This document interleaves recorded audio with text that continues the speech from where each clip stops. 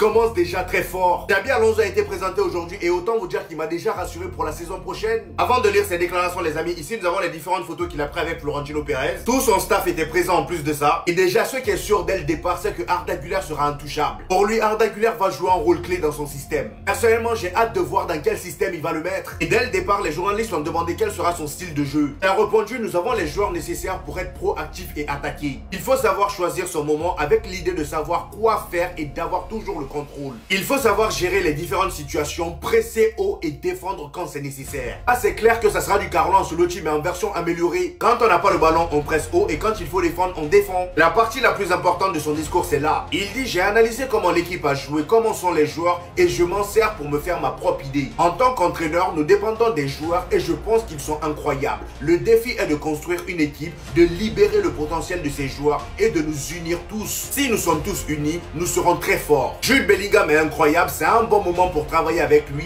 et le rendre encore plus grand. Je le vois comme un milieu de terrain. Déjà, c'est sûr qu'il va miser sur Jude Bellingham la saison prochaine. Maintenant, à voir si Jude Bellingham va jouer en tant que milieu central ou en tant que 10. Personnellement, je pense qu'il va jouer en tant que central et Arda Güler sera en 10, étant donné qu'il compte sur Arda Güler aussi. Et bien évidemment qu'il a parlé de ces deux-là. Il dit Kylian Mbappé et Vinicius. D'abord, on a de la chance d'avoir des joueurs comme eux. Il faut exploiter leurs qualités. Il n'a pas dit grand-chose sur eux. De toute façon, on sait tous qu'il va compter sur eux. Pas par légende. Mais légende. Mais mérité. Mais à 100%, même c'était même trop long. Une plaque en hommage à Rafael Nadal avec son empreinte de pied restera à jamais sur le cours Philippe Chatrier. Le roi de la terre battue, merci Rafa. Mais voilà, merci Rafa. Merci pour tout ce que tu m'as procuré. Parce que oui, je regarde le tennis, la famille. C'est un sport qui me passionne. Alors c'est vrai que depuis que Rafael Nadal il est parti, j'ai eu un petit chagrin, j'ai eu un petit goumin.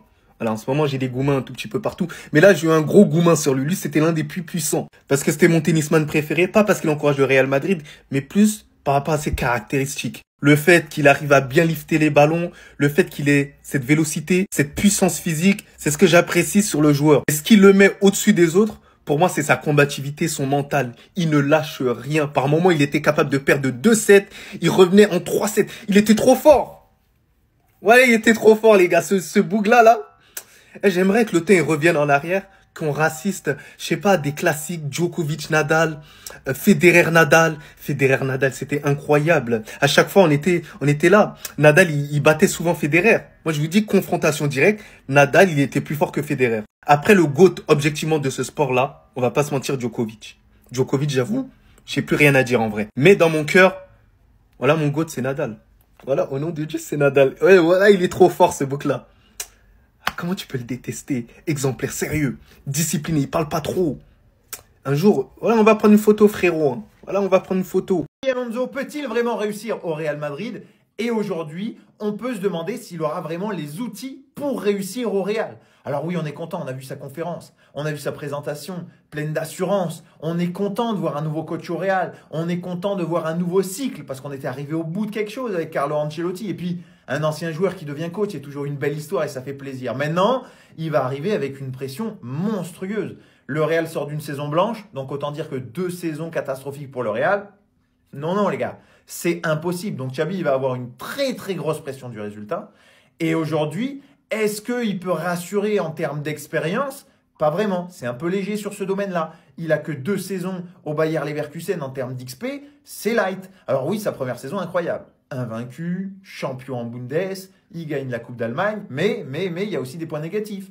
Tu perds la finale de Ligue Europa face à l'Atalanta où tu te fais cogner par l'Atalanta de Lookman.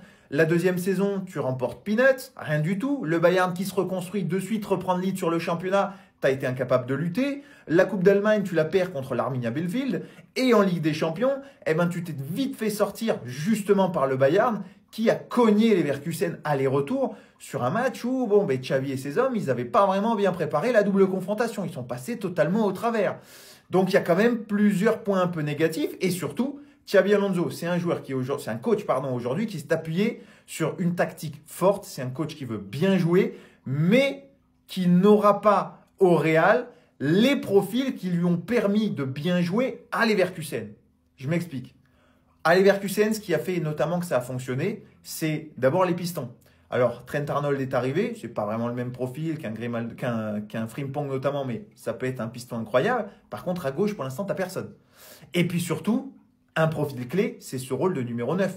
Il y avait Patrick Schick, il y avait Victor Boniface, qui était incroyable, mais qui avait ce vrai profil de joueur pivot, de joueur d'appui, de joueur pour faire jouer ses partenaires et des partenaires un peu plus mobiles autour d'eux. Et aujourd'hui, au Real Madrid, il n'aura jamais ces profils-là.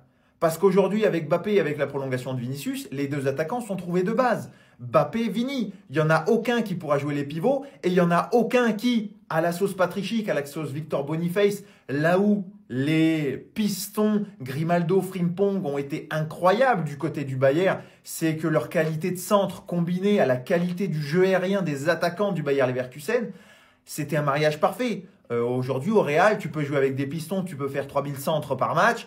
C'est pas Vinicius, c'est pas Mbappé qui va aller mettre son coup de casque.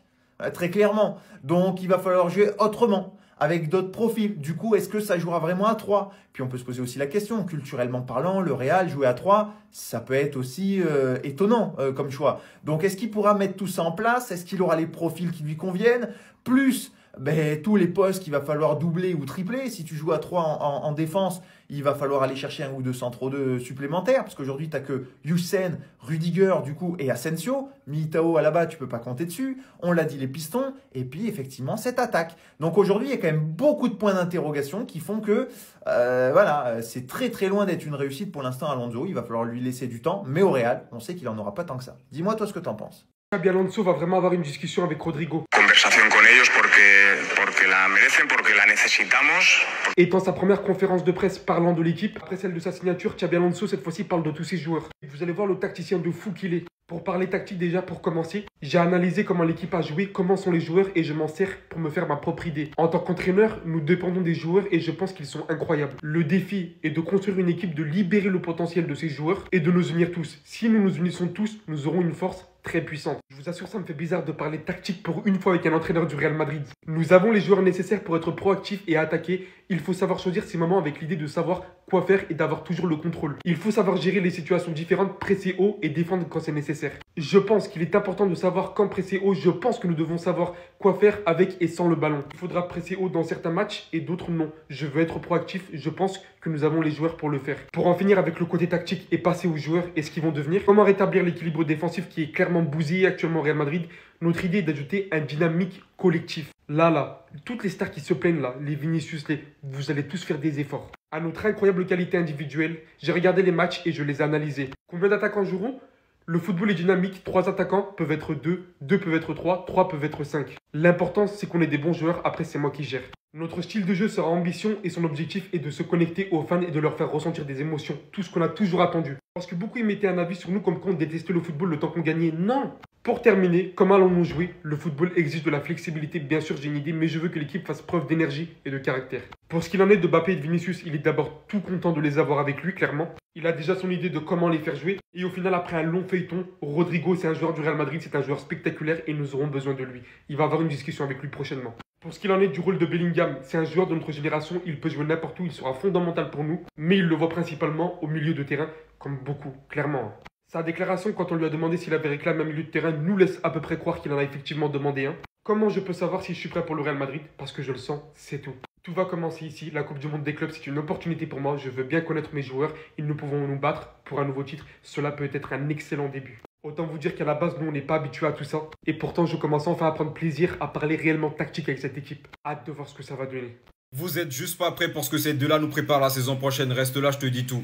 Vinicius Junior est le joueur du Real Madrid qui a délivré le plus de passes décisives à Kylian Mbappé cette saison. Vinicius commence à réaliser que Kylian Mbappé est le joueur qui a la capacité de porter le Real Madrid en termes de buts. Aujourd'hui, dans ton équipe, tu as un Kylian Mbappé qui est capable de mettre plus de buts que la combinaison de deux joueurs prétendant au Ballon d'Or. Hier, pendant le match contre la Sociedad, on l'a très bien vu, Vinicius a énormément recherché Mbappé. Et ça s'est fini sur une célébration en mode Vinicius pour Mbappé, qui s'est retrouvé avec le Brésilien à la fin de la célébration. On se rappelle aussi du duo Benzema-Vinicius, un duo qui a fait briller le Real Madrid il y a quelques années, et surtout un duo dans lequel Vinicius était le créateur-passeur pour le buteur Benzema. Et n'oublions pas lors du Classico que c'est Vinicius qui était à la passe pour Kylian Mbappé. Aujourd'hui, ce que j'ai envie de vous faire comprendre, c'est que certes, Vinicius sera le lieutenant de Mbappé, mais il sera simplement dans un registre qui convient totalement à son style de jeu. On se demandait c'était quoi le problème. Aujourd'hui, j'ai répondu à vos questions. Rendez-vous la saison prochaine. Vinicius, Mbappé, on va se régaler et ce sera inarrêtable.